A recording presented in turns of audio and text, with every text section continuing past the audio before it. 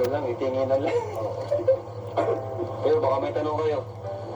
Oo, nakatanong na kung nung mga nagpapaktis sa BMC. Di ba natin natin si BMC?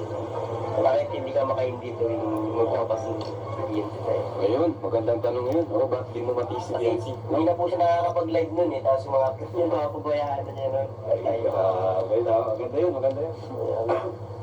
Bakit daw hindi matiis ni Eds? Hindi matiis?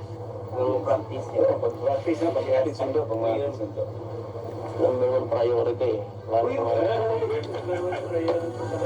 Lahat ng schedule ko cancel mo siya na. Mga live team lang.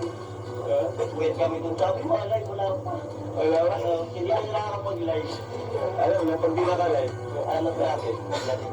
ano lang ang dami Biansi tuwing grabe ang effort ni Edo sa'yo, na-appreciate mo ba yun? Na-appreciate mo.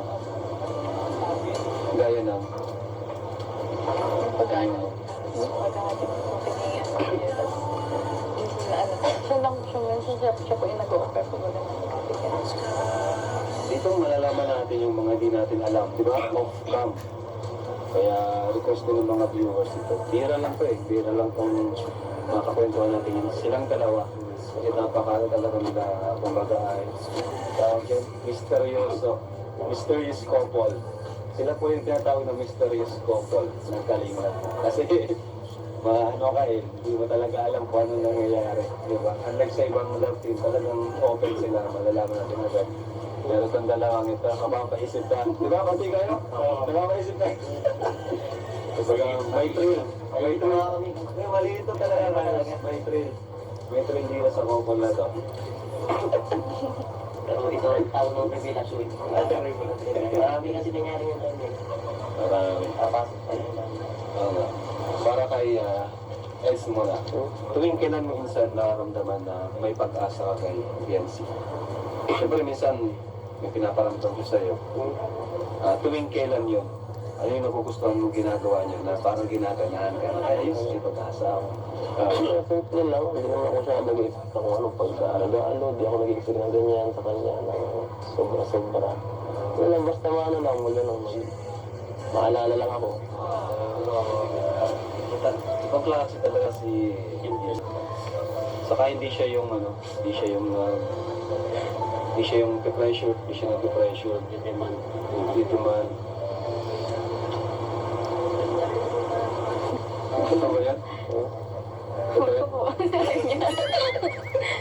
Ibig sabihin na yun nga, pag naaalala mo lang si Insan, ano na siya, parang natutuwa siya doon. Ikaw naman, Biancy,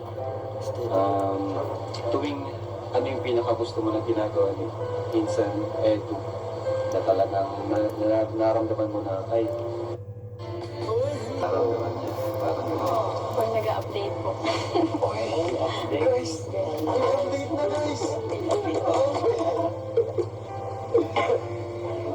Guys, marami kayong malalaman dito. Ito, wala itong wala itong, hindi nila alam ito, yung mga tanong.